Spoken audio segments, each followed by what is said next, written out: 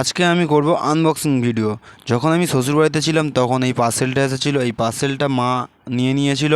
এই পার্সেলটার ভিতরে কী আছে চলো আনবক্সিং করে দেখা যাক। চলো তোমাদের বলে দিই, এই পার্সেলে আছে আমার বউয়ের জন্য একটা ড্রেস। তো এই পার্সেলটা মিশো থেকে ফার্স্ট টাইম অর্ডার করেছিলাম যখন, তখন প্রথমে ডিসপুট এসেছিলো, তাই জন্য রিটার্ন করেছিলাম।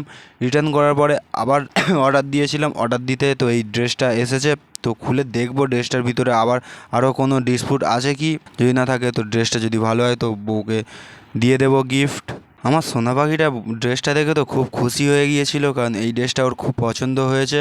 ড্রেসটা খুলে ও ভালোভাবে চেক করছিল কোথাও কোনো ডিসপুট আছে কি না, কারণ আগেরবার যে ড্রেসটা এসেছিলো সেটা একটুখানি ডিসপুট ছিল। কেমন হয়েছে? ভালো। ভালো করে দেখো কোথাও কিছু ডিসপুট আছে কি, ফার্স্ট টাইম নিলাম।